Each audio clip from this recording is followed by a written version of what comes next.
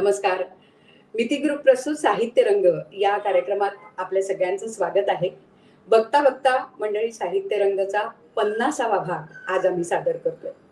50वा भाग सादर करत असताना निश्चितच विविध काळामध्ये आपण जसं बघतो की लेखन बदलत गेलं, तशा विविध गोष्टी आपल्या समोर येत गेल्या, लेखनाची शैली बदलत गेली.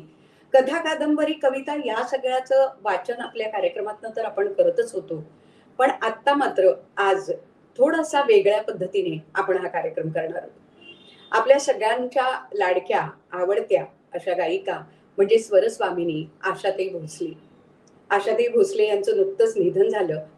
तर असा विचार केला की आपला आजचा हा 50वा भाग जो आहे तो आपण आशाताईंना समर्पित करूया. म्हणजे एरवी आपण कथा, कादंबऱ्या किंवा ललित लेखनाचं वाचन तर करतो, पण आज आशाबाईंवर लिहिलेल्या अशा काही गोष्टींचा उलगडा आपण मुद्दाम आज करणार आहोत आणि त्याच सोबत जोडीला आशाताईंची गाणी देखील असणार आहेत. त्यामुळे स्वरस्वामिनी आशाताई भोसले यांना समर्पित साहित्य रंगचा आजचा हा 50वा भाग. या 50व्या भागात मी स्वागत करते संशोधक, लेखक आणि आशाताईंच्या हिंदी गाण्यांवर संशोधन करून तयार केलेला संदर्भ ग्रंथ स्वराशा ज्यांनी साकार केला ते विश्वास नेरुरकर यांना निमंत्रित करते. विश्वासजी नमस्कार, स्वागत आहे आपलं. आणि त्याचबरोबर आशाताईंची गाणी गाणारी आजच्या पिढीची गायिका मधुरा दातार हिला निमंत्रित करते. मधुरा, स्वागत आहे तुझं. नमस्कार. नमस्कार. आशाताईंच्या आठवणी आज आपण जागवणार आहोत आणि त्यांच्या गाण्यांसह आपण त्या जागवणार आहोत. पण त्यापूर्वी साहित्य रंगाच्या निमंत्रक शिवसेना नेत्या आणि विधान परिषदेच्या माननीय उपसभापती डॉक्टर नीलमताई गोरे यांना विनंती करते की त्यांनी स्वागत करावं. नमस्कार नीलमताई. आज दोन व्यक्ती आणि आशाताईंच्या आठवणी असं सगळं आहे. दोघांचे स्वागत. आणि विश्वास नेरुरकर आणि मधुरा दातार दोघांची नावं ज्यावेळेला कळली त्यावेळेला अतिशय आनंद झाला. आणि आशाताई गेल्यापासून मनामध्ये विचार चालू होता की कशा प्रकारे वेगवेगळ्या प्रकारांनी त्यांच्या आठवणी आपल्याला या सगळ्या रसिकांच्या, श्रोत्यांच्या, लक्षावधी जणांच्या अंतःकरणाशी जोडल्या गेलेल्या आहेत. त्या अमरच आहेत त्या आठवणी सगळ्या. पण अशा वेळेला परत एकदा त्याला उजाळा दिलं की आपल्याही मनाला दिलासा मिळतो, ऐकणाऱ्याच्या माणसालाही खूप आनंद वाटतो. आणि त्यांचा जो विरह आहे, जो कायमचा विरह आपल्याला झालेला आहे, त्याच्याबद्दलचं नातं एक वेगळ्या प्रकारे दृढ होतं. पण ती व्यक्ती नसते त्यावेळेला त्यांच्याबद्दलचं लिखाण किंवा त्यांच्याबद्दलची माहिती याच्या संदर्भामध्ये माणसाच्या मनात एक वेगळ्या प्रकारची रुखरुख असते.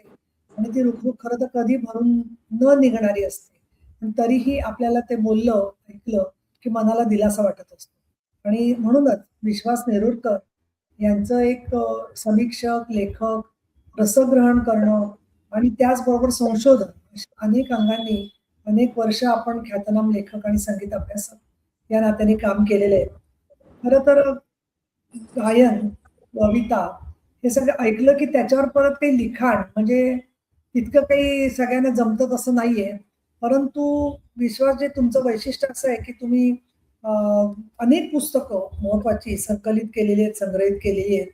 आणि त्याच्यामध्ये आपल्या वाचकांना कळावं म्हणून गंधार स्वरयात्रा, त्याच्यानंतर आशा भोसले यांच्या संगीत प्रवासावर आधारित असं महत्वपूर्ण संकलन, Kishore Kumar the many faces of a genius, संगीतकार R D Burman, Pancham and anthology of R D Burman's musical works, O P Nayyar the legendary of O P Nayyar, Madan Mohan ultimate melodies, Shankar Jaikishan यांच्या म्युझिकल जर्नी थ्रू बॉलिवूड, त्याखेरीज नौशाद यांची फिल्मोग्राफी, खय्याम यांची the man his music, Vasant Desai composer par excellence यांच्यावरची पुस्तकं. हे मला जे दिसते की कमीत कमी 4 ते 5 दशकं हे मराठी आणि आपल्या संगीताचा प्रवास आपण उलगडण्याचं काम केलेलं आहे. आणि त्याच्यामध्ये सुद्धा त्या गायकांचं, त्या संगीतकारांचं वैशिष्ट्य टिपणं म्हणजे याच्यासाठी प्रचंड मोठी संवेदनशील शक्ती, संगीताचं सगळा अभ्यास, त्याचं आकलन आणि त्याची तपस्या ही सगळी आपण केलेली आहे. आणि अशा वेळेला साहित्य रंगाच्या कार्यक्रमामध्ये आपण आलात. आशाताई भोसले यांच्या जीवन प्रवासावर आणि संगीताच्या कारकिर्दीवर आधारित स्वरस्वामिनी पुस्तकामध्ये आपला स्वतंत्र लेख आहे. आणि सातत्याने तुमचा अर्थातच त्यांच्या सगळ्या संगीताशी, गीतांशी, आवाजाशी अंतःकरणाने आणि बुद्धीने दोन्ही नातं जोडलं गेलेलं आहे. मधुरा दातार हे प्रसिद्ध नाव आणि आपल्याला व्हॉइस असंही म्हटलं जातं आणि त्याचबरोबर आपण ज्या ओळखीच्या गोष्टी वाटतात त्याच्यामध्ये तुमचा आवाज ऐकल्यावरती खूप ओळख पटते. म्हणजे प्रत्यक्ष भेटणं आणि बोलणं त्याच्यामध्ये तुमच्या गायनाबद्दल तर आम्ही उत्सुक आहोतच. उत्तरा मोने हे एक आमचं म्हणजे थिंक टँक आहे. त्याच्यामुळे ती अशी नावं ताबडतोब तिच्या लक्षात येतात आणि तसं ती बोलत असते. तुम्ही पुण्याच्या आहात, स्वरूप शाळेत अ, शिकलेले आहात. माझी मुलगी मुक्ता ही पुण्यात शिकली आहे. पुण्याच्या मुली असं आता नेरुरकर म्हणू नका काही. पण पुण्याच्या मुली बोलायला लागल्या, की पुण्याच्या शिक्षकांनी त्यांचे उच्चार घोटून घेतलेले आहेत. ते ताबडतोब बोलण्यातून कळतं. इतर ठिकाणी चांगली घेतात घोटून. आवाज, त्याच्यातल्या चढ-उतार, त्यातलं बोलणं, त्यातली स्टाईल सगळी मला तेच आठवण आली आणि अगदी अमेरिकेत भेटल्या तरी मुली, की एक 5 मिनिटं बोलले, की मी त्यांना विचारते, की तुम्ही पुण्यात शिकलेले आहात का? कारण त्यांचं स्वरूप असो, आपटे प्रशाला असो, त्याच्यानंतर हे आपली मुलांच्या ज्या सगळ्या शाळा आहेत, गरवारे असो, सगळ्या शाळांच्या मधलं एक ते शिक्षिकांचं आणि शिक्षकांचं असं वेगळ्या प्रकारचं मराठीतलं शिक्षण आणि ते वातावरण सगळं. तुमचे गुरु शैला दातार आणि हृदयनाथ मंगेशकर आहेत. तसंच हो, कारकिर्दीमध्ये सारेगमप मध्ये तुम्ही रनर अप म्हणून तुम्हाला पुरस्कार मिळालेले आहेत. हो. दिवाळी पहाट आणि स्वरमधुरासारखे संगीत कार्यक्रम USA, दुबई, कॅनडामध्ये आपण लाईव्ह शो केलेले आहेत. मराठी चित्रपटांमध्ये प्लेबॅक सिंगर म्हणून काम केलेलं आहे. आणि त्यामध्येच टीव्ही सीरियल्समध्ये पाहिरिया, परदेस, अगोबाई सासूबाई, माझी तुझी रेशीमगाठ, माझी तुझी रेशीमगाठ आत्ताही दुपारच्या वेळेला चाललेली आहे आपली दुपार म्हणून. त्यामुळे दुपार, सकाळ, संध्याकाळ या सगळ्या वेळेला हो. आमच्या महिला भगिनी बऱ्याचशा ज्या त्यांच्या भावविश्वाच्या बरोबर सीरियल्समध्ये हो, जगत असतात. त्यांनी तुम्ही एक बरोबर. ओळखीचा आवाज आहात आणि तुम्ही आपल्याला वाटतं बरेच लोकं सीरियल्सला हसतात. पण खरं सांगायचं तर सीरियल्समुळे ज्या लोकांना एकटे-एकटे माणसं जगणारी आहेत, हं. त्यांना एक त्यांच्या सारखं कुणी ना कुणी माणसाशी भेटण्याचं जे असतं, त्याच्यापेक्षा एक बरोबर. चांगल्या पद्धतीची अशी करमणूक त्यांची होते. ही खरी गोष्ट आहे त्यामधली आणि हो, त्यामुळे तुम्ही पण वेळात काढलात आणि लगेच मान्यता दिली. त्यामुळे आजच्या कार्यक्रमाचं वैचारिक, संगीताची आणि भावविश्वाची नक्कीच उंची वाढलेली आहे आणि मला सुद्धा त्याचा लाभ मिळतोय ही खूप छान गोष्ट आहे. तर आपण उत्तरा कार्यक्रमाला सुरुवात करू. नक्कीच, नक्कीच. मला वाटतं नीलमताई आज आपण आशाताईंची गाणी ऐकणार आहोत, आशाताईंविषयी ऐकणार आहोत. त्यामुळे सगळ्यांच्याच मनातला तो जो हळवा कोपरा आहे तो खरं तर या निमित्ताने आपल्यासमोर येणार आहे. माझा त्यांचाही आशाताईंचा ऋणानुबंध अनेक वर्षांचा आहे आणि माझा पहिला हॅलो सखीचा कार्यक्रम हा आशाताईंची मुलाखत होती. त्यामुळे तिथून तो एक प्रवास सुरू झाला. 8 दशकांचा खरं तर आशाताईंचा सगळा प्रवास आहे आणि या सगळ्या प्रवासात रसिकांच्या मनावर खऱ्या अर्थाने अधिराज्य गाजवलंय आणि ती मोहिनी जी आहे ती कधीही न संपणारी अशी आहे. पुढच्या अनेक पिढ्यांना पुरेल इतका ठेवा खरं तर आशाताईंनी आपल्याला दिलेला आहे आणि मंगेशाची कृपा त्यांच्यावर होतीच. त्यामुळे मला वाटतं मधुरा मागे उभा मंगेश या त्यांच्या गाण्याने आपल्या कार्यक्रमाची सुरुवात करूया.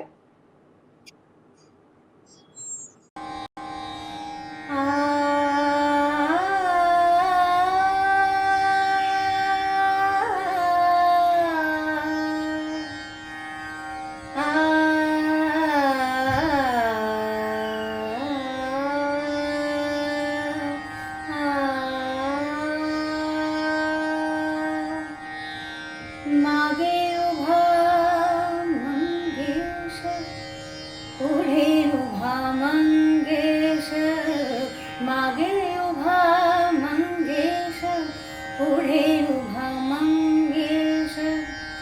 माझ्याकडे देव माझा पाहतो आहे, माझ्याकडे देव माझा पाहतो आहे. मागे उभा मंगेश, पुढे उभा मंगेश. माझ्याकडे देव माझा पाहतो आहे. मागे उभा मंगेश, पुढे उभा मंगेश. खरं तर मंगेशाची कृपा पूर्ण मंगेशकर कुटुंबावर होती आणि म्हणूनच म्हटलं जातं ना, मास्टर दीनानाथ मंगेशकरांची 5ही मुलं 5 बोटे अमृताची असं म्हटलं गेलं. पण त्या प्रत्येकाची एक वेगळी दिशा आणि एक वेगळं विचार बरोबर. असा त्यांच्या गाण्यातनं आला. आशाबाई, मी सुरेश भटांची खूप गाणी गायली, पण सुरेश भटांची पहिली ओळख जी आहे ना, ती हृदयनाथ मंगेशकरांनी त्यांना करून नाही दिली, तर ती सी रामचंद्रांनी करून दिली. म्हणजे आपल्याला माहिती आहे अच्छा. की सुरेश भट आणि बाळासाहेब म्हणजे हृदयनाथ मंगेशकर यांची हो. खूप मैत्री होती. त्यामुळे आपल्याला खूप आहे. साहजिक असं वाटतं की भटांची ओळख हृदयनाथ मंगेशकरांनी करून दिली असेल. पण तुला हो. आठवतं घरकुल नावाचा जो चित्रपट आहे, त्या घरकुल हा. चित्रपटामध्ये सी रामचंद्र यांनी संगीतबद्ध केलेलं एक अत्यंत प्रसिद्ध गाणं, मलमली तारुण्य माझे तू पहाटे पांघरावे. हो. आशाबाईंनी जेव्हा पहिल्यांदा हे गाणं ऐकलं, तेव्हा त्या म्हणाल्या की हम्म. मोकळ्या केसात माझ्या तू जीवाला गुंतवावे. तर ते जे गुंतणं आहे ना, ते त्या म्हणाल्या हा. मला त्या गुंतण्यातनं बाहेरच पडू नये असं वाटतं. आणि बरोबर. त्यांना त्या गाण्याने ते खूप प्रभावित झाल्या आणि तेव्हा त्यांना वाटलं की अरे कोण येथे हे सुरेश भट, असा प्रश्न त्यांना पडला. पण अर्थात त्यांची भेट मात्र नंतर झाली. पण मला असं वाटतं मी त्याबद्दल नंतर सांगते, पण तू मलमली तारुण्य माझेच थोडीशी झलक आम्हाला ऐकवलीस तर आवडेल. हो हो, जरूर जरूर.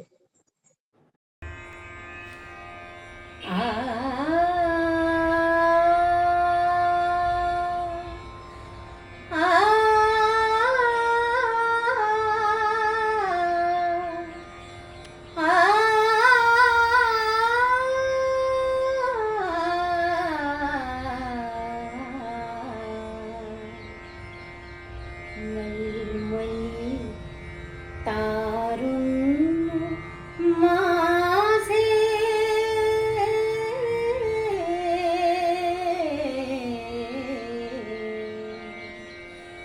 मलमली तारुण्य माझे तू पहाटे पांघरावे मलमली तारुण्य माझे तू पहाटे पांघरावे मोकळ्या केसात माझ्या मोकळ्या केसात माझ्या तू जीवाला गुंतवावे मलमली तारुण्य माझे तू पहाटे पांघरावे लागुनी थंडी गुलाबी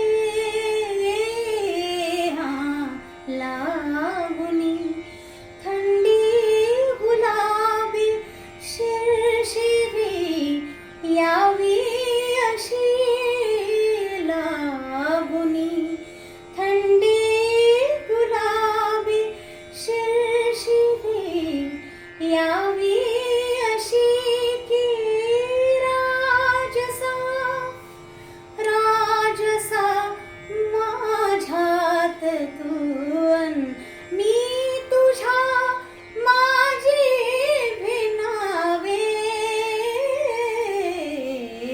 मलमली तारुण्य माझे तू पहाटे पांघरावे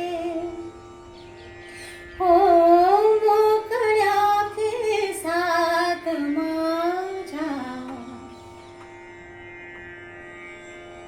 तू जीवाला गुंतवावे मलमली तारुण्य माझे तू पहाटे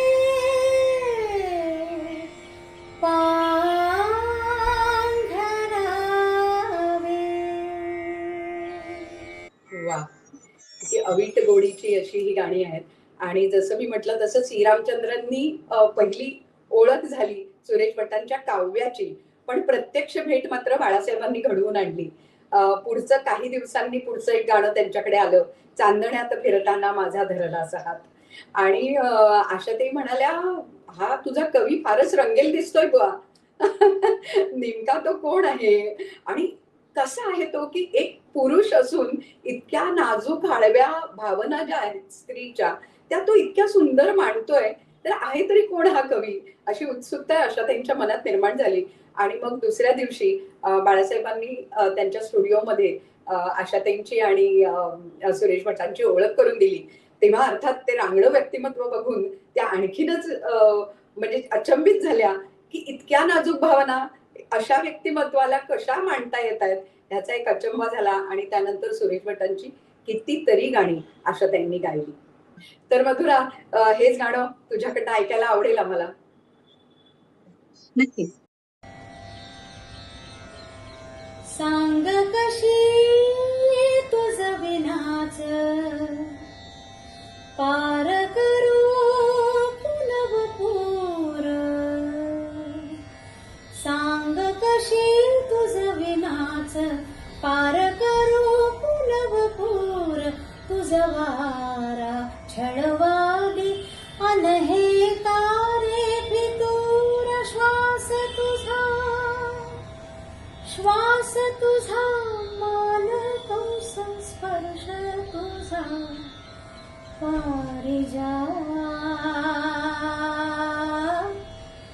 पारिजात चांदण्यात फिरताना माझा धरला सखया रे आवरही सावरही चांदरा चांदरा चांदरा चांदरा.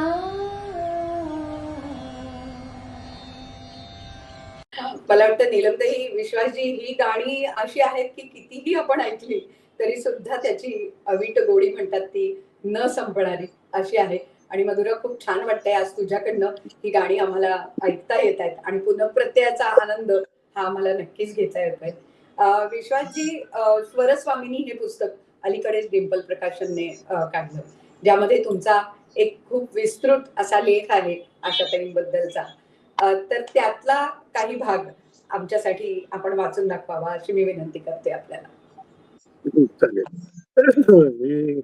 स्वरस्वामिनी हे पुस्तक ऍक्च्युली आशाताईंच्या 90व्या वाढदिवशी प्रकाशित करायचा प्लॅन होता, पण काही कारणामुळे तो पुढे ढकलला गेला आणि मग ते 91व्या वर्षी प्रसिद्ध झालं. पण त्याच्यामध्ये 90 त्यांच्याशी त्यांच्या संपर्कात असलेल्या आणि दीर्घकाळ त्यांच्याबरोबर काम केलेल्या लोकांचे असे अनुभव आणि लेख त्याच्यामध्ये होते. तर मला पण एक लेख त्याच्यात लिहायला सांगितला होता. आशाताईंची आणि माझी भेट 93 साली झाली होती आणि त्याच्यानंतर 33 वर्ष आम्ही सातत्याने संपर्कात होतो. काही ना काही गोष्टीमुळे त्या माझ्या पुस्तकांच्या 5 पुस्तकांच्या प्रकाशनाला प्रमुख पाहुण्या म्हणून पण आल्या होत्या. त्यामुळे त्या खूप अगदी जवळचं नातं सारखं होतं. त्यांच्या घरच्या घरगुती कार्यक्रमालाही त्या बोलवायच्या वगैरे. आणि आता अगदी जायच्या त्यांच्या एक दीड महिना अगोदर मी जाऊन त्यांना भेटलो होतो त्यांच्या घरी. त्यावेळेला त्यांची तब्येत बरोबर नव्हती, पण तरी देखील त्या भेटल्या आणि तासभर गप्पा वगैरे मारल्या त्यांनी. म्हणजे त्यांना असं लोकांना भेटायची, गप्पा मारायची खूप आवड होती आणि त्यांच्या आवडीचा विषय असला की ते आणखीन जरा खुलून जायचे. हा जो लेख मी लिहिला होता तो त्यांच्या मराठी गाण्यांविषयी लिहिला होता, कारण वेगवेगळ्या लोकांनी वेगवेगळ्या भागांवरती लिहिलं होतं. मी मराठी गाणी हा विषय घेतला होता त्यांचा. तर त्याच्यातला थोडा भाग मी वाचवतो, कारण लेख बराच मोठा आहे. तर त्यातलं एक 5-6 पॅरेग्राफ सुरुवातीचे जे आहेत ते वाचतो. चालेल चालेल. आपली आशा मराठी आशा. भारतीय संगीत क्षेत्रात एकापेक्षा एक दिग्गज गायक आणि संगीतकार झाले. त्यापैकी ज्या कलावंतांनी आपल्या सुरेल कामगिरीने रसिकांना दीर्घकाळ मोहिनी घातली, अशा मोजक्या कलावंतातील एक नाव म्हणजे आशा भोसले. आशाताईंचं नुसतं नाव उच्चारतात डोळ्यासमोर सप्तरंगाने नटलेले इंद्रधनुष्यच अवतरल्याचा भास होतो. त्यांच्या सप्तरंगी गायकीचे सूर कानावर पडू लागल्यावर मनात आनंदाची कारंजी थुई नाचू लागतात. सर्व काही आशादायी वाटू लागते. जगण्यातही नवीन उमेद, नवा जोम संचारतो. आशाताईंच्या गायकीचं हे सामर्थ्य जेवढं थक्क करणारं तितकंच लुभावणारं.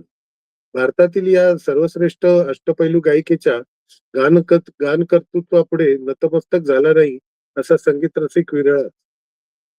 काही कलावंत दैवी सुराचं वरदान घेऊनच जन्मतात व स्वतःच्या बुद्धिमत्तेने कलाक्षेत्रात अनुपम उंची गाठतात. पण सर्वच कलावंत तसे भाग्यवान नसतात.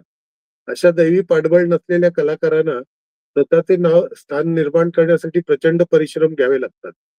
अशा ताईंना देखील स्वतःची ओळख निर्माण करण्यासाठी कठोर मेहनत घ्यायला लागली. ज्या घरात गाणं म्हणजे सर्वस्व मानण्यात येत असे अशा उत्तुंग गान प्रतिभा लाभलेल्या मास्टर दीनानाथांच्या घराण्यात त्यांचा जन्म झाला. लहानपणी सकाळी जाग यायची ती लता दीदींच्या बाबांसमोर चाललेल्या रियाजाने. मग अंगाने धडधाकट असल्याने दिवसभर घरात माईला मदत करून धाकट्या हृदयनाथना सांभाळण्यात आणि दंगामस्ती करण्यात दिवस कसा संपे हे त्यांनाच कळत नसे.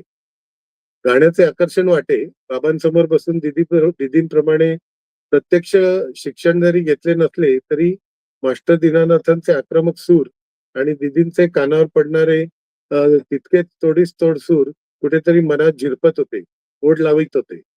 वयाच्या अवघ्या 14व्या वर्षी घरच्यांच्या विरोधाला न जुमानता पळून जाऊन त्यांनी गणपतराव भोसले यांची विवाह केला. परिणामी माहेरचे दरवाजे कायमचे बंद झाले. गणपतरावांची आर्थिक परिस्थिती यथातथाच असल्यामुळे प्राप्त परिस्थितीला तोंड देण्यासाठी पदरी असलेल्या तुटपुंजा संगीत शिदोरीवर त्यांनी गायन क्षेत्रात पाऊल टाकले. पण परिस्थिती बिकट होती. त्या काळी पंजाबी संगीतकारांचं आणि पंजाबी गायिकांचं हिंदी चित्रपट संगीताच्या क्षेत्रात वर्चस्व होतं. मराठीतही अनेक नामवंत गायिका जोरात होत्या. या सर्वांच्या स्पर्धेत टिकून राहणं ही तारेवरची कसरतच होती. पण आशाताई मुळातच कुठल्याही गोष्टी हार न मानणाऱ्यांपैकी. अत्यंत खडतर परिस्थितीला तोंड देत वेळप्रसंगी झालेले अपमान सहन करीत मिळेल ती गाणी गात त्यांनी आपली तपश्चर्या चालू ठेवली. प्रत्येक संगीतकाराला गुरु मानून त्यांच्याकडून संगीतातील बारकावे त्या टिपकागदासारखे टिपत गेल्या. अर्थात हे सर्व करीत असताना कुणाची नक्कल करण्याऐवजी स्वतःची स्वतंत्र गायकी निर्माण करण्यावर त्यांनी भर दिला. तसा आणि कासवाच्या कथेतील कासवासारखी हळूहळू प्रगती करत त्यांनी गायकीच्या उत्तुंग शिखराकडे वाटचाल सुरू केली. मग हळूहळू खलनायिका आणि क्लब डान्सर यांच्यासाठी पार्श्वगायनासाठी बोलवणारे संगीतकार त्यांना नायिकेच्या गाण्यासाठी बोलवू लागले आणि परिस्थिती बदलू लागली. काम वाढू लागलं तसं आशाताई गाण्याविषयी गंभीर होत गेल्या. त्याकाळी त्यांना महिन्याला 250 रुपये मिळत असत. त्यातून 100 रुपये खर्च करून त्या पंडित नवरंग नागपूरकरांकडे शास्त्रीय गायन शिकण्यासाठी जात असत. पंडितजींची शिकवण्याची पद्धत वेगळी होती. रागातील आरोह अवरोह ते कधी वहीत लिहून घ्यायला देत नसत. क्लासमध्ये बसून शिकताना शिष्याने ते लक्षपूर्वक ऐकून पाठ करावेत या गोष्टीवर त्यांचा भर असे. आशाताईंना त्यांचा खूप फायदा झाला. अल्पकाळात त्या शास्त्रीय संगीतातील बारकाव्यात पारंगत झाल्या. पंडितजींनी क्लासमध्ये घेतलेल्या परीक्षेत त्या पहिल्या आल्या. पंडितजींकडे घेतलेल्या शिक्षणाने आशाताईंच्या आवाजाला नवीन झळाळी प्राप्त झाली आणि कुठलेही गीत सहजगत्या गाण्याचा त्यांचा आत्मविश्वास वाढला. आशाताईंनी मराठी चित्रपट सृष्टीत कारकीर्द सुरू व्हायच्या वेळी मराठी चित्रपटातील गायिका अभिनेत्री परंपरेची सद्दी संपून तयारीच्या पार्श्वगायिकांची मागणी वाढू लागली होती. पण मागणीच्या तुलनेत चित्रपटातील सर्व प्रकारच्या अभिनेत्रींना साजेशी पार्श्वगायन करणाऱ्या गायिकांची तशी वानवाच होती. लता दीदी हिंदी चित्रपटात व्यस्त असल्यामुळे इच्छा असूनही मराठी संगीताकडे त्यांना लक्ष देण्यात तेवढा वेळ मिळत नसे. ही परिस्थिती आशाताईंच्या पथ्यावर पडली आणि त्यामुळे मराठी चित्रपट सृष्टीत पाय रोवण्यास त्यांना तेवढा त्रास झाला नाही. खरं सांगायचं म्हणजे आशाताईंनाही हिंदी चित्रपटापेक्षा मराठी चित्रपटातील गाणी गाणं जास्त आवडे. मराठी चित्रपटातून त्यांनी विविध प्रकारची गाणी गाण्याची संधी त्यांना मिळत असे. एक अष्टपैलू गायिका म्हणून आशाताईंच्या नावारूपाला येण्यात मराठी चित्रपट संगीताचा आणि भावसंगीताचा मोठा हातभार लागला आहे, हे त्या नेहमीच मोकळेपणी मान्य करतात. मुलाबाळांमुळे वाढलेल्या संसारिक जबाबदाऱ्या सांभाळत त्यांनी पार्श्वगायन क्षेत्रात आपली वाटचाल चालू ठेवली. या कामी त्यांना मोलाची साथ दिली ती त्यांच्या पतीने गणपतराव भोसलेंनी. ते नेहमी म्हणत, तुझ्याकडे चालून आलेले प्रत्येक गाणे तू गा. बी पेरताना शेतकऱ्याला तरी कुठे माहित असते की कुठल्या बी पासून भरलेलं कणीस जन्माला येणार आहे. त्यामुळे तू 50 गाणी गायली आणि त्यातील 5 जरी लोकप्रिय झाली तरी त्याच्यामुळे तुझी ओळख निर्माण होईल. आशाताईंना ते पटलं. त्या मिळेल ते गीत गाऊ लागल्या. त्यामुळे मराठी संगीतकार त्यांना सर्व बाजाची गाणी देण्यास बोलवू लागले. परिणामी अल्पावधीतच त्या अष्टपैलू गायिका म्हणून नावारूपाला आल्या. त्यामुळे नंतर हिंदी चित्रपटसृष्टीत त्यांचे नाव झाल्यावरही मराठी गाण्यांविषयी त्यांचा जिव्हाळा कायम राहिला. मिळेल त्या पैशात कधी कधी फुकट गाऊन त्या मराठी गाणी गात राहिल्या. मराठीत त्यांनी इतक्या वेगवेगळ्या प्रकारची गीतं गायली आहेत की त्यातून त्यांच्या गायकीचे वेगवेगळे पैलू खुलून समोर येतात. मराठी भावसंगीतातील त्यांची कामगिरी हा तर खरा एका प्रबंधाचा विषय आहे. मराठी भावसंगीताने दर्दी संगीत रसिकांच्या मनातील एक मोठा भाग व्यापलेला आहे. अनेक नामवंत कवींच्या अप्रतिम काव्यांना न्याय देणाऱ्या अमर चाली रचून योग्य त्या गायकाकडून त्या गाऊन घेऊन संगीतकारांनी रसिकांचे भावविश्व समृद्ध केले आहे, यात शंकाच नाही. अशा त्यांचे मराठी भावगीतातील योगदान अनन्यसाधारण असे आहे. त्यांनी गायलेल्या वसंतप्रभूंच्या पारंपरिक सुरावटी असोत किंवा पंडित हृदयनाथजींच्या प्रयोगशील अनवट सुरावटी असोत किंवा हेमंत भोसले आणि अनिल अरुण यांच्यासारख्या संगीतकारांच्या पाश्चिमात्य अंगाने जाणाऱ्या सुरावटी असोत, या सर्वांना पूर्णार्थाने न्याय देण्याचे काम आशाताईंनी केले आहे. त्याचप्रमाणे अनेक कवींच्या काव्यातील शब्दांच्या पलीकडले असे काही रसिकांपर्यंत पोहोचवण्यात आशाताई यशस्वी झाल्या आहेत. याविषयी कुणाचेच दुमत होणार नाही. एकंदरीत मराठी भावसंगीताच्या इतिहासात सुवर्णाक्षरांनी नाव लिहावे अशी तोडीची कामगिरी आशाताईंनी केली आहे. मराठी भावसंगीताप्रमाणे मराठी चित्रपट संगीतातही आशाताईंची कामगिरी अतुलनीय आहे. मराठी चित्रपटात आशाताईंनी गायलेल्या गाण्यांची संख्या आहे 1300. कुठल्याही गायिकेने किंवा गायकाने त्यांच्या एवढी गाणी मराठी चित्रपटात गायलेली नाही. चित्रपटांसाठी गाताना वेगवेगळ्या सिच्युएशनसाठी आणि वेगवेगळ्या कॅरेक्टरसाठी गावे लागत असल्याने अशा गाण्यांमध्ये गायकाचा कस लागतो. गायकाला स्वत्व विसरून चित्रपटातील भूमिकेशी एकरूप होऊन गावे लागते. आशाताई या कलेत वाकबगार आहेत हे त्यांनी गायलेल्या चित्रपट गीतांना ऐकताना पदोपदी जाणवत राहते. अगदी खरं. आणखी पुढे आहे थोडं, पण म्हणत असेल तर वाचतो. बरोबर. नाही, तसं मी म्हटलं तसं की तो लेख खूप मोठा आहे, पण खूप मोठा आहे. त्यातला काही भाग तरी निदान आपल्याला वाचता आला. आणि मला असं वाटतं की परस्वामींनी हे पुस्तक लोकांनी वाचावं हो, यासाठी नक्कीच. आता हे म्हणतोय तसं हा भाग आहे. पण तुम्ही म्हणालात तसं मराठी गाण्यांविषयी त्यांची एक वेगळीच आत्मीयता होती आणि विविध प्रकारची गाणी त्यांनी गायली. बाबूजी आणि आशाताई हे तर एक समीकरण झालेलं होतं. म्हणजे अनेक भावगीतं, युगुलगीतं ही जितकी बाबूजी आणि आशाताईंनी गायली तितकी आणखी गायली. बाबूजींवरती जे पुस्तक केलेलं त्याच्यात हो. त्यांनी मला त्यांच्यावरती एक इंटरव्ह्यू दिला होता. त्याच्यात अच्छा. त्या म्हणाल्या होत्या की त्या बाबूजींनी माझे शब्दोच्चार अतिशय सुधारून घेतले. कारण खरं. म्हणाले आम्ही कोल्हापूर साईडचे, खानदेश साईडचे उच्चार माझ्या ह्याच्यात यायचे, पण बरोबर. बाबूजींनी मला उच्चार कसे करायचे, भाषेची शुद्धता कशी असली पाहिजे आणि त्याच्यात वेगवेगळ्या प्रकारे भावना कशा व्यक्त करायच्या, असं खरं. खूप त्यांनी मला शिकवलं आणि मी त्यांना आपले आद्य गुरु मानते असं त्या इंटरव्ह्यूत म्हणाल्या होत्या. नेहमी म्हणायच्या आणि त्या नेहमी ते सांगायच्या. मला असं वाटतं की त्यांची जी लावणी आहे, म्हणजे असेल कोठे रुतला काटासारखी जी लावणी आहे ती त्याला काय म्हणजे शब्दच नाहीयेत अशा प्रकारचं ती अतिशय उत्तम कलाकृती आहे. मला वाटतं मधुरा 1-2 ओळी आम्हाला त्याच्या ऐकवशील? हो जरूर. असेल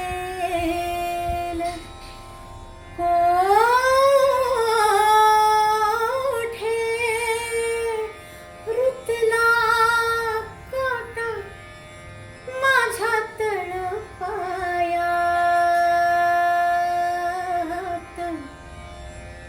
लाली गोडीनं तुम्ही फिरवता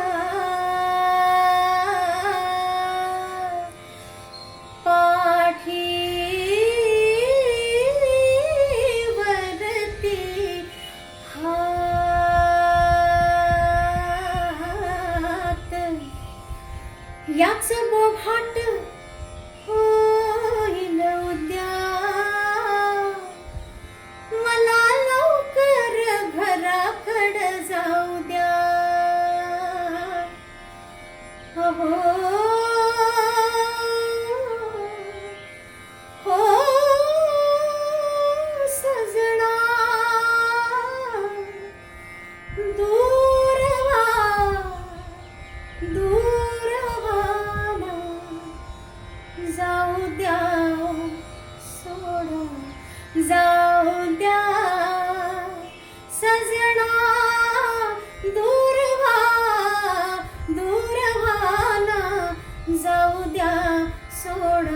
जाऊ द्या. खरं तर त्यांच्या आयुष्यात इतक्या गोष्टी अशा घडल्या की म्हणजे अनेक नाती त्यांनी जोडली, पण काही नाती तुटली, काही नाती बाजूला ठेवावी लागली. आयुष्यात हो. अनेक प्रसंग आले. खरं तर 2 मुलांचं जाणं आणि ते आपल्या डोळ्यासमोर जाणं, हा एक अशा हो. त्यांच्या आयुष्यातला खूप मोठा दुःखाचा असा भाग होता. आणि अनेक दुःखद प्रसंग, अनेक वेगवेगळ्या प्रकारचा संघर्ष हा त्यांना सातत्याने करावा लागला. त्यामुळे सुरेश भटांच्या ज्या ओळी आहेत, भोगले जे दुःख त्याला सुख म्हणावे लागले, हे त्यांनी सातत्याने सांभाळले. कितीही दुःख आली तरी त्यांनी त्याला हसत मुखाने तोंड दिलंय. त्यामुळे त्यांच्या गाण्यातनच खरं तर ते प्रतिबिंबित होते, नाही का मधुरा? हो. भोगले जे दुःख हो. त्याला. भोगले जे दुःख त्याला सुख म्हणावे लागले. एवढे मी भोगिले की मज हसावे लागले. भोगले जे दुःख त्याला सुख म्हणावे लागले. एवढे मी भोगिले की मज हसावे लागले. भोगले जे दुःख त्याला सुख म्हणावे लागले.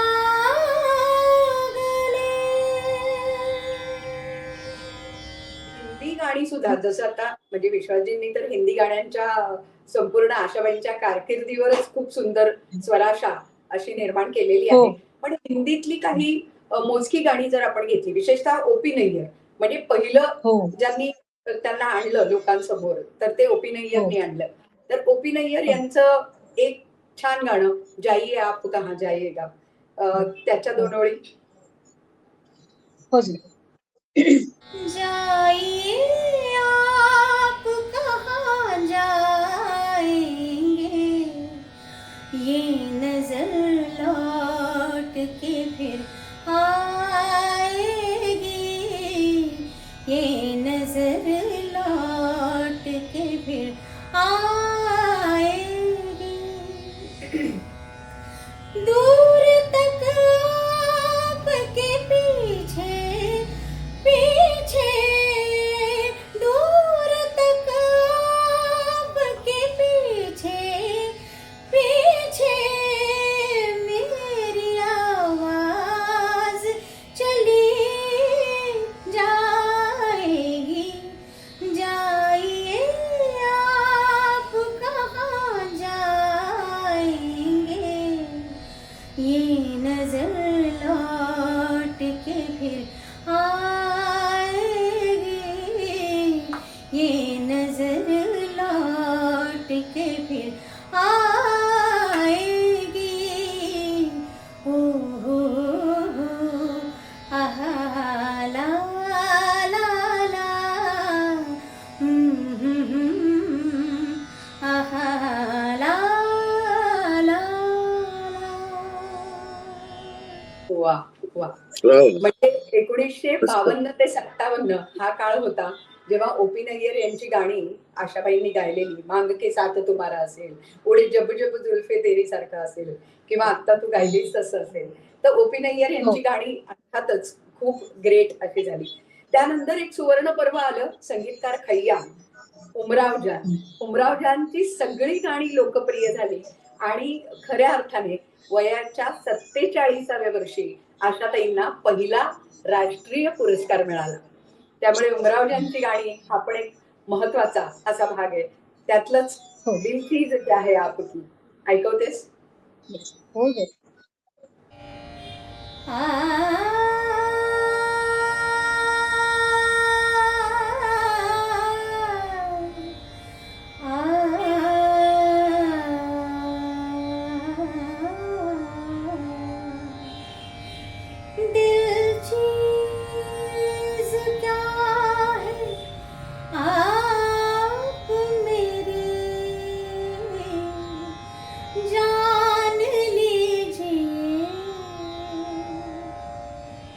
दिल चीज क्या है आप मेरे जान लीजिए,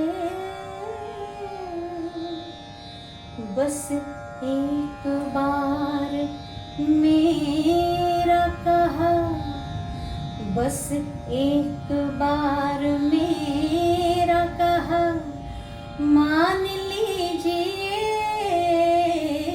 बस एक बार मेरा कहा मान लीजिए, दिल चीज क्या है आप मेरी जान लीजिए, कहीं तो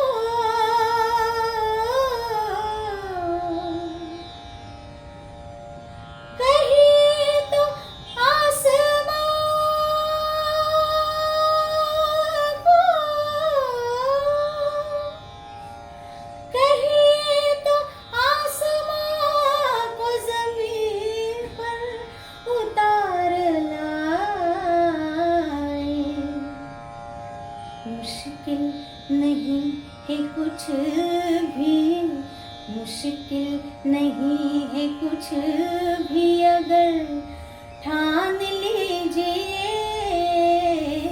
मुश्किल नहीं है कुछ भी अगर ठान लीजिए,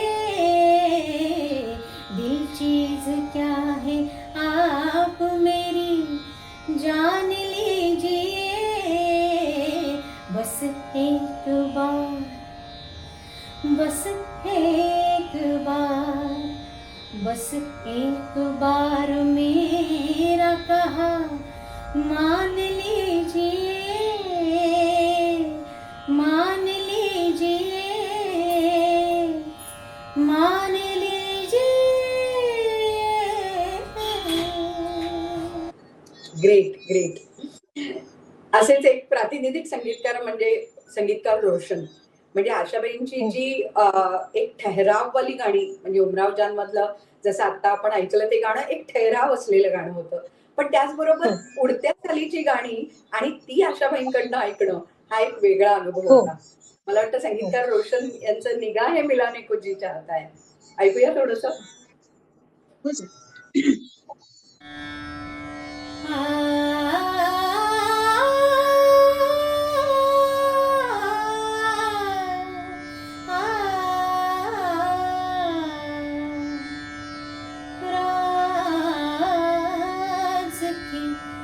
बात है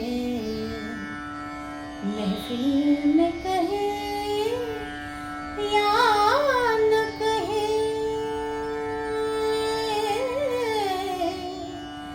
बस गया है कोई इस दिल में कहे या न कहे, कहे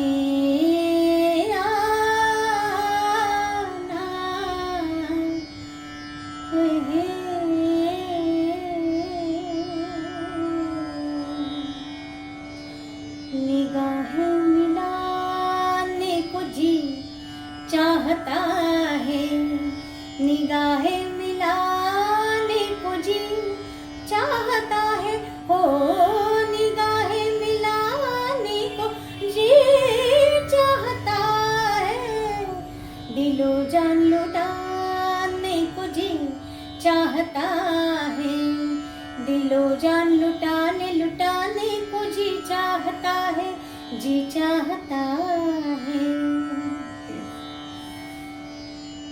हो जिस घड़ी मेरी निगाहों को तेरी दीद हुई, वो घड़ी मेरे लिए ऐश की तमहीद हुई, जब कभी मैंने तेरा चांद सा चेहरा देखा, जब कभी मैंने तेरा चांद सा चेहरा देखा, ईद हो या के ना हो मेरे लिए ईद हुई, आहे ईद हो या के ना हो मेरे लिए ईद हुई, वो जलवा जो ओझल भी है सामने में, वो जलवा चुराने को जी चाहता है, वो जलवा चुराने को जी चाहता है। नीरे ग गरे ग नीरे म ग म नीरे ग गरे ग नि गरे रे ग ग म म ध नि स स नि नि ध द प प ग रे स नि द प ग रे नी द प ग रे सा नी रे ग। मुलाकात का कोई पैगाम दीजिए कि छुप छुप के आने को जी चाहता है, और आके न जाने को जी चाहता है, और आके न जाने को जी चाहता है, जी चाहता है।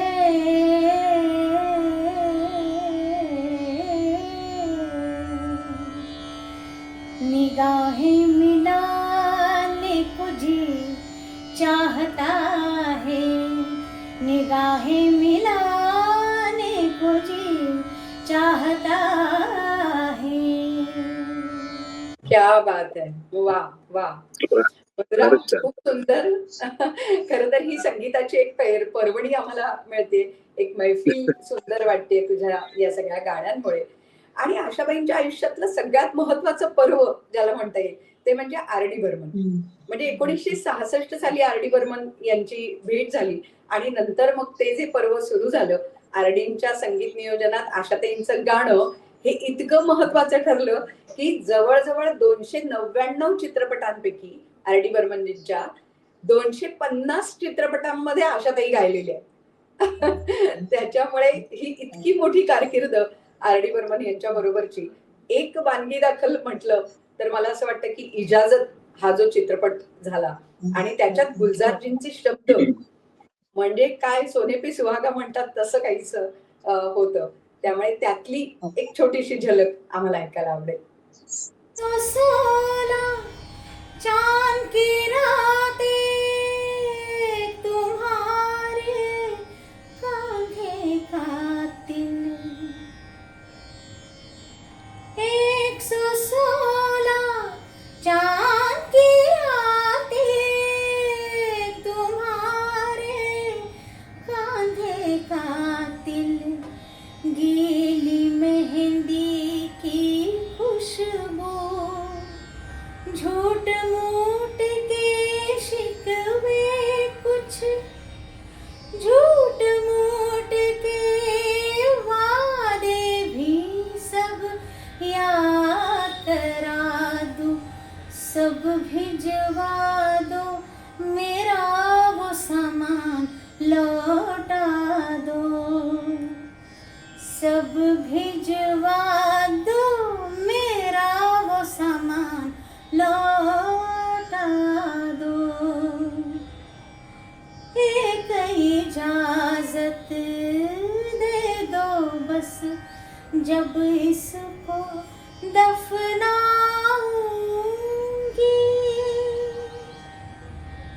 मैं भी वहीं सो जाऊंगी,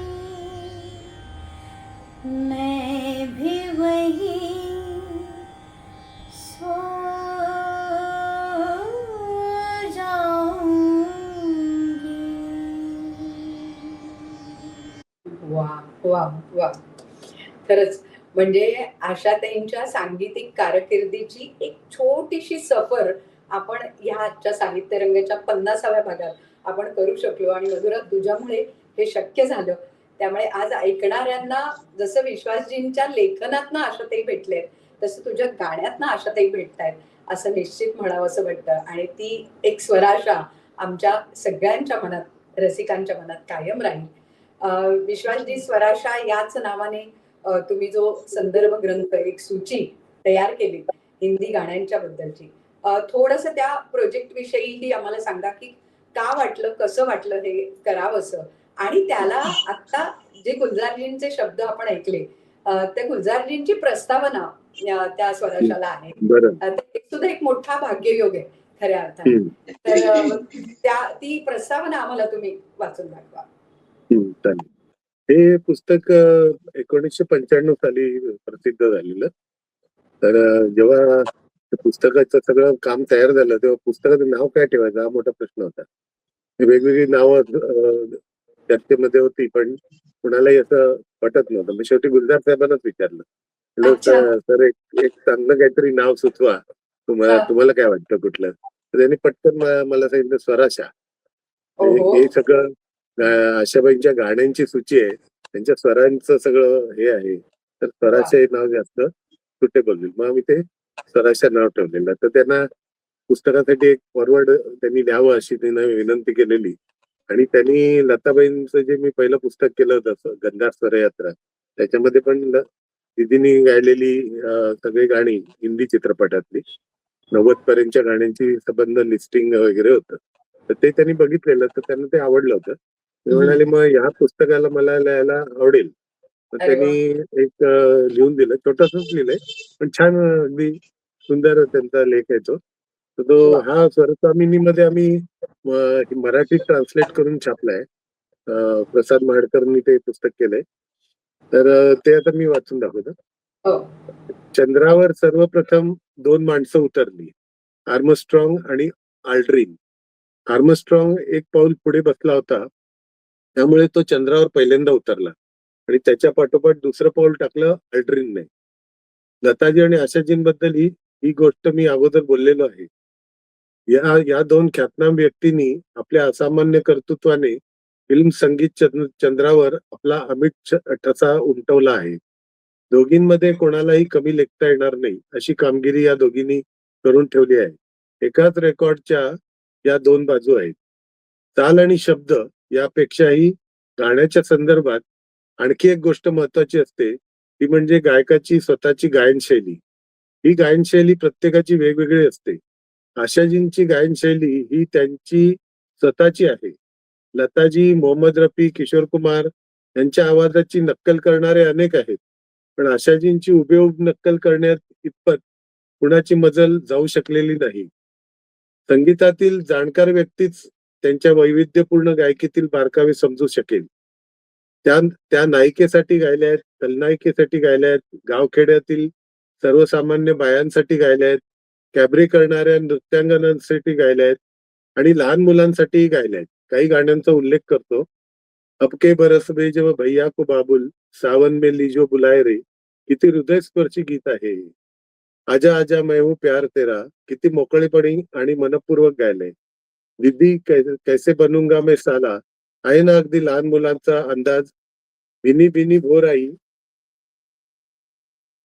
शास्त्रीय संगीतातील पारंगत गायिका गाते असं वाटतं.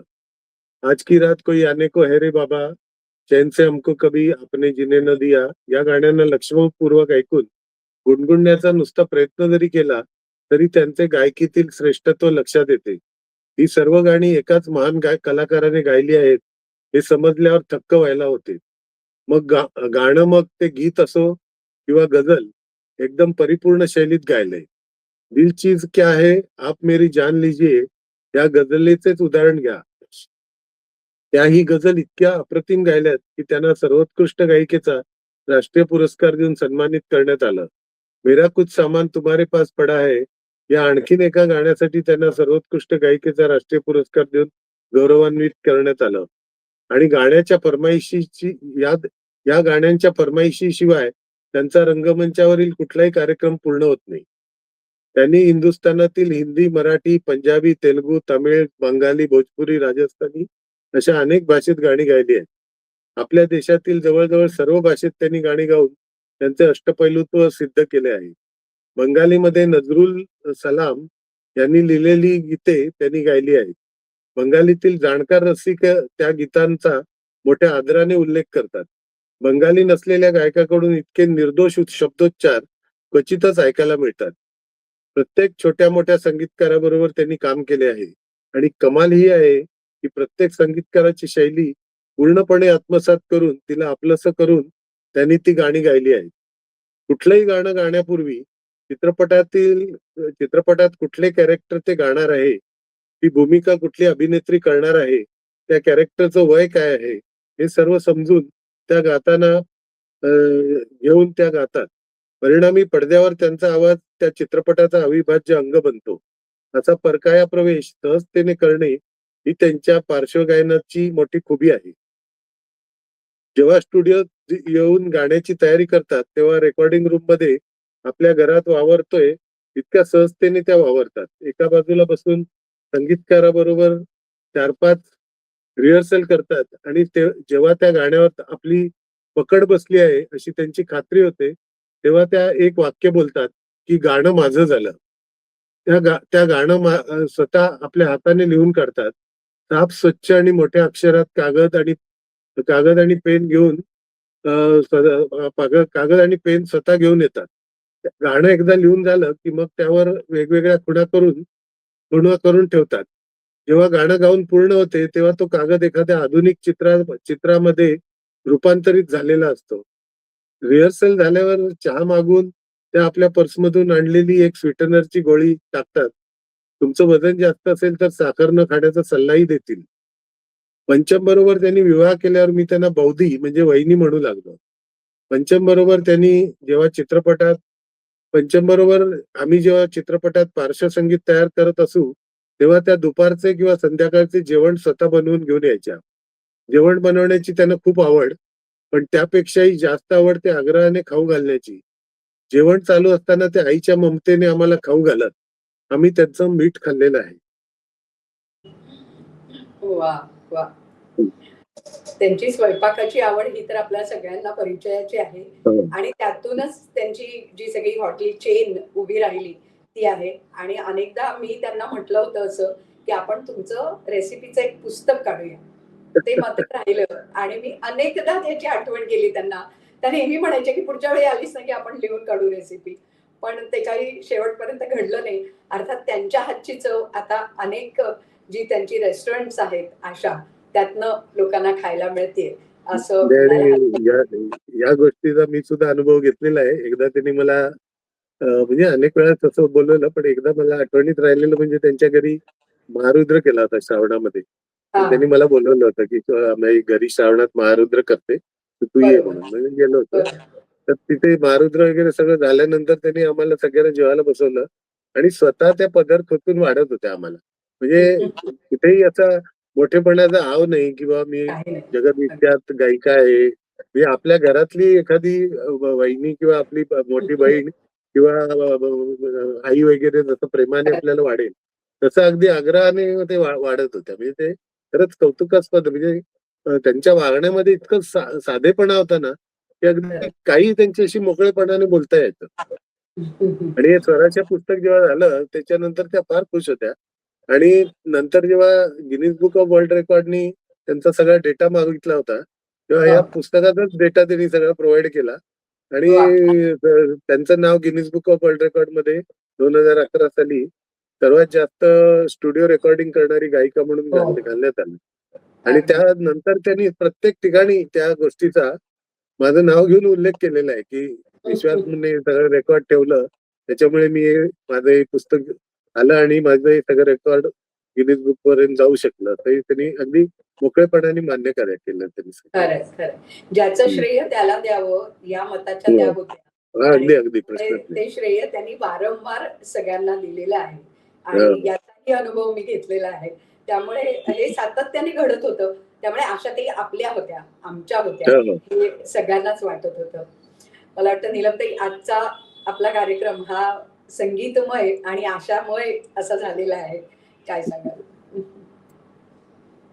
आशाताईंच्या सगळ्या संगीतामध्ये हरवून गेलं तर काही गोष्टीतलं हरवणं हे खूप आवडणारं असतं. एरवी आपण हरवून गेलो तर वेळेचं भान येतं, बाकीच्या कामांचं भान येतं.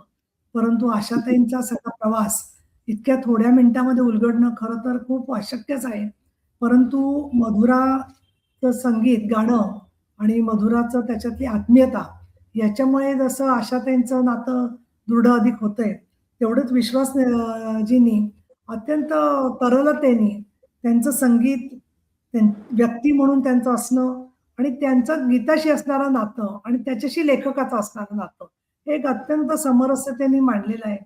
आणि मधुराच्या बद्दल बोलायचं झालं तर आधी मी तिचं म्हणते, की खरं तर इतक्या मोठ्या गायिकेच्या बरोबर आपण तिचे शिष्य होऊन किंवा त्यांची गाणी स्वीकारायची, हे खूप मोठं ध्येय आहे. म्हणजे लोकं माउंटन एव्हरेस्टवर जातात किंवा वेगवेगळे रेकॉर्ड मोडतात.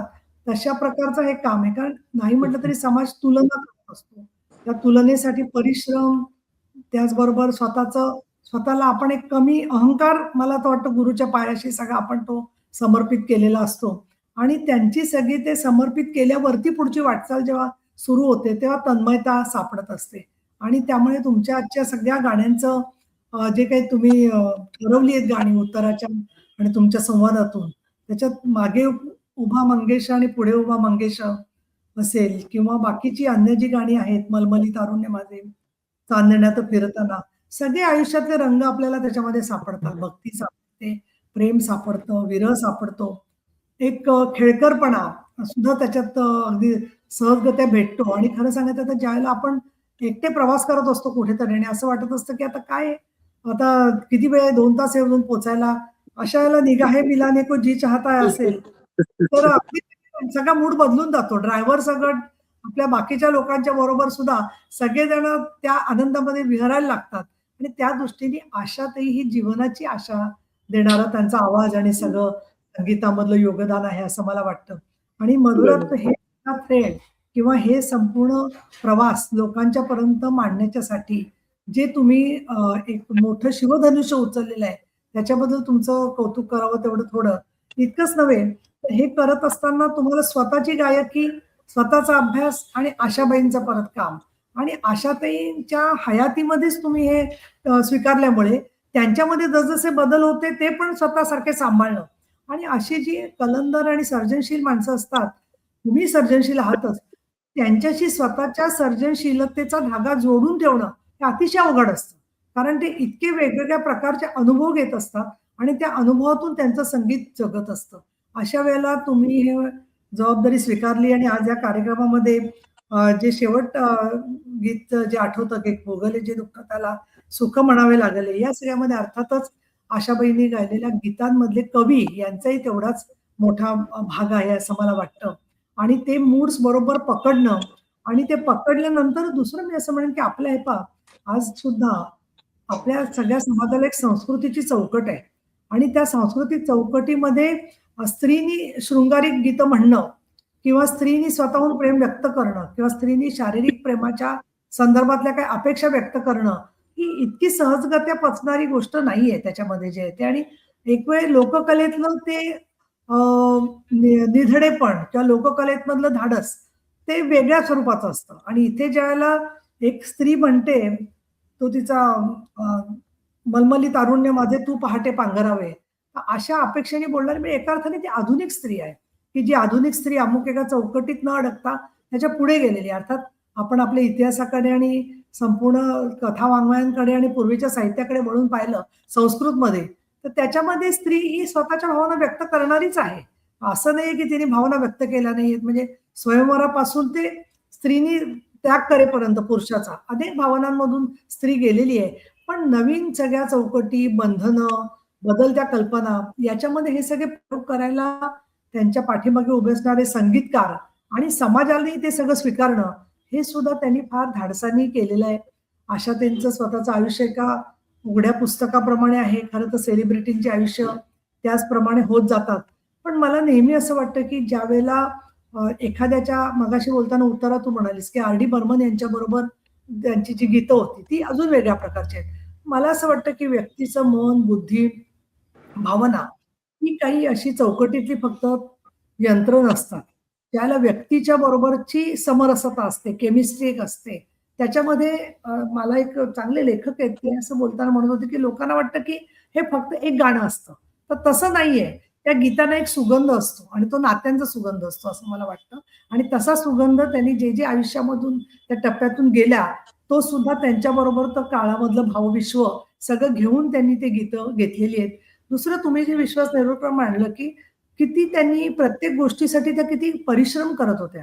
गीतांचं 4-5 वेळेला ते गीत म्हणणं, दुसरं त्यांचा जो सगळा प्रवास तुमच्या लिखाणामध्ये, तुम्ही मांडलेला आहे आणि त्याच्यात आपल्याला जे दिसतंय की लताताईंचा सगळा रियाज चाललेला आहे आणि अशा वेळेला घरकामाच्या मध्ये त्या सगळं स्वतः काम करतायत आणि अशा वेळेला आज आपण बघा पलायन झालेल्या मुलींवरती कितीतरी चर्चा होत असते, पण अशा प्रकारनी समाजाच्या विरोधातून एखादी व्यक्ती जेव्हा निघते त्यावेळेला कुटुंबाचा तिला सहकार्य नसतं, पण कालांतराने हळूहळू लताबाईंना कुटुंबाच्याकडे परत पुनर्भेट त्यांची झालेली दिसते की जे भावंड भेटतायत, सगळे भेटतायत आणि त्यामुळे प्रत्येक नात्याची एक शक्ती असते. त्या शक्तीमधून सुद्धा ₹250 100 त्या संगीताच्या क्लाससाठी वापरतायत. म्हणजे आज एखाद्या माणसाला 50,000 पगार असेल तर त्यातले ₹25,000 एखाद्या शिकवणीला लावण्यासारखे आहेत. म्हणजे त्यांची संगीताशी किती बांधिलकी आहे. या अप्रकाशित गोष्टी जेवढ्या आहेत त्याच्याकडे जसं लक्ष वेधलं गेलेलं आहे, त्याचबरोबर मला दुसरं असं वाटतं की ससा आणि कासवाची तुम्ही तुलना केलेली आहे. अशा त्यांनी मला असं वाटतं की एखादी नदी बेफाम न होता कडेकडेनी पण स्वतःचं पात्र मोठं विस्तारत जातं. तिला जागा मिळाली नाही तर ती रास्ता काढते नदी. तशा प्रकारचं आशाताईंचं सगळं आयुष्य आपल्याला दिसतंय आणि त्याच्यामध्ये त्यांना काही गोष्टींमध्ये खूप त्रास झाला असणार हे जसं खरं आहे, तसं त्यांनी न डगमगता आणि तरी त्याची त्यांनी उत्तर शोधलेली आहेत. ही जी त्यांची दुर्दम्य महत्वाकांक्षा आहे यशस्वी होण्याची, ती तुमच्या लिखाणामधून बऱ्याचशा ठिकाणी त्याची स्पष्ट होते. तसं गुलजार यांचे जे तुम्ही मनोगत मांडलेले की मी त्यांना वहिनी म्हणतो. आपला समाज किती परिपक्व आहे, आपला समाज किती सहृदय आहे आणि आपला समाज किती मोठ्या प्रमाणात व्यक्तीला एक आपल्या घरचं असल्यासारखं स्वीकारतो, त्याचं ते उदाहरण आहे असं मला वाटतं. तर स्त्रीकडे बघण्याचा दृष्टिकोन जो आहे तो बऱ्याच वेळेला ती विवाहित आहे का अविवाहित आहे का घटस्फोटीत आहे का काय तिचं चाललंय, अशा गोष्टींच्या भोवती फिरण्यापेक्षा एक सरस्वतीचं मातेचं स्वरूप त्यांच्या गीतामधून येत असावं, अशा प्रकारच्या भावनेतून ज्यावेळेला एखादी व्यक्ती त्यांना वहिनी म्हणून संबोधत राहते, तिथे मला असं वाटतं की ते नातं असतं ते सुद्धा आयुष्यभरासाठी लोकांनी स्वीकारलेलं असतं. ते त्यांच्या काळानुसार काळाच्या ओघामध्ये ते नातं काही काळापुरतं जरी राहिलं असेल, तरी सुद्धा त्या नात्यांमधून मिळालेली संजीवनी जी असते त्याची ओळख आपल्याला अशा आठवणींच्या मधून मिळते. आणि त्या जे म्हणायचं की गाणं माझं झालं, तसं आशा त्यांच्या संगीतातून जग त्यांच्या भावना, त्यांचं विश्व याच्याशी साम्य होण्याची शक्ती लोकांना त्याच्यामधून मिळते. आणि त्याचबरोबर मला एक त्यांची आठवण म्हणजे आपण सगळ्यांनीच ती ऐकलेली आहे. कोविड काळामध्ये त्यांची एक एबीपी माझानी मुलाखत घेतली होती, ज्यावेळेला आशाबाई लोणावळ्याला जाऊन राहिलेल्या होत्या आणि त्यावेळेला त्यांना प्रश्न विचारला की कोविडच्या मध्ये समजा तुम्हाला काही झालं आणि तर तुम्हाला भीती वाटते का? मग काय वाटतं तुम्हाला मृत्यूच्या संदर्भात? तेव्हा त्यांनी उत्तर दिलं होतं की जर का माझं देवावर श्रद्धा आहे, त्यामुळे देवाने मला जर का कोविडमध्ये नेलं तर तो देवाचा निर्णय हा योग्यच होता असं मानून मी स्वीकारेन. त्या काळामध्ये एवढी शक्ती येणं, नाहीतर आज हाहाकार चाललेला होता. अशा वेळेला मृत्यू सुद्धा देवाची इच्छा म्हणून स्वीकारता येण्यासाठी खूप मोठी शक्ती लागते. नाही तर मग स्वाभाविक आहे आपण सामान्य जे बाकीचे लोक असतात ते कोणी देवाशी निगोशिएट करत असतो, देवाला तो निर्णय पुढे ढकलण्यासाठी औषध पाण्याचा प्रयत्न असतो, पण ते मनामध्ये स्वीकारता येण्याची निर्णय क्षमता सुद्धा त्यांच्या व्यक्तिमत्वामध्ये जी होती. त्यामुळे आजचा हा कार्यक्रम समर्पित करत असताना वयाच्या 92व्या वर्षापर्यंत त्या हसत खेळत जगल्या.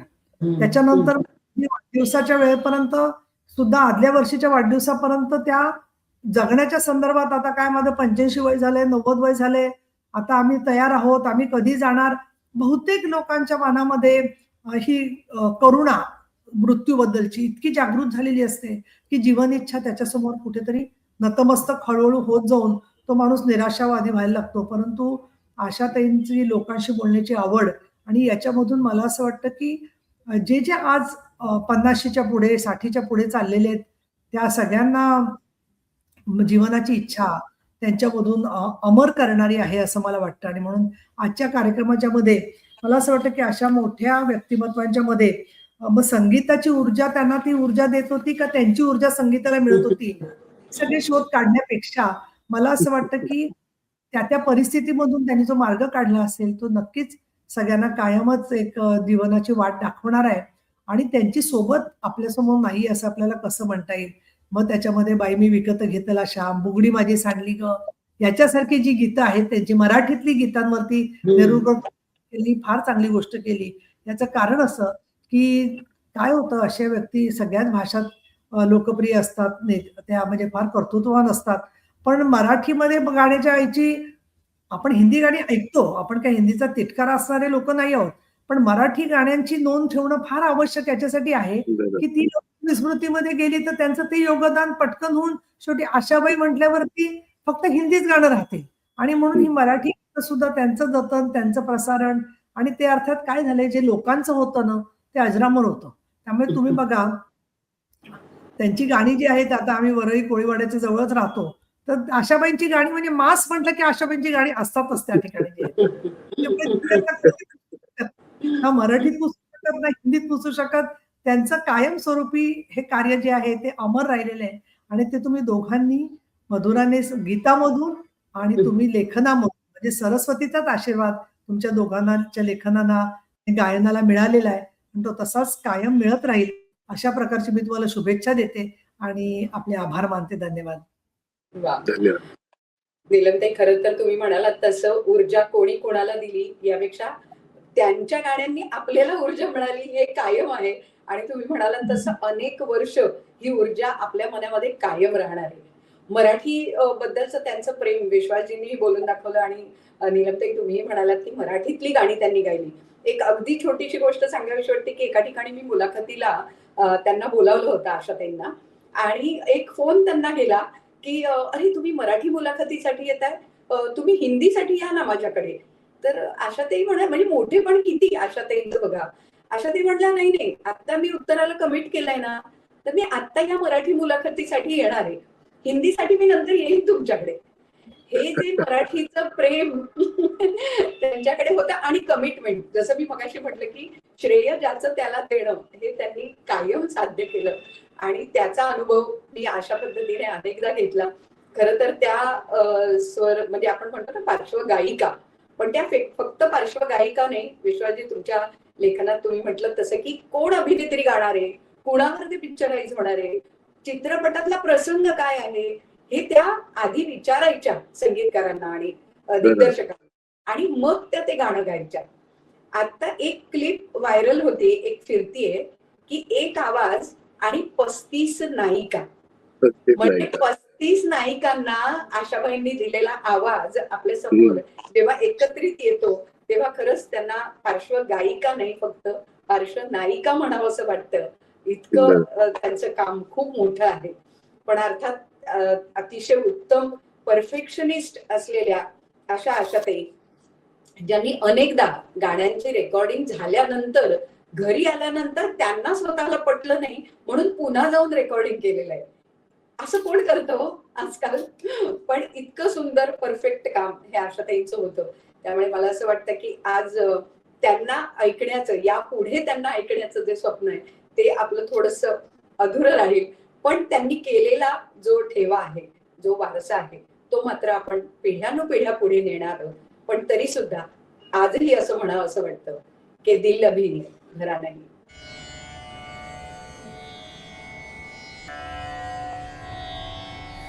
अधूरी आस, अधूरी आस छोड़ के, अधूरी प्यास छोड़ के, जो रोज यूं ही जाओगे तो किस तरह निभाओगे कि जिंदगी की राह में जवां दिलों की चाह में कई मकाम आएंगे जो हमको आजमाएंगे.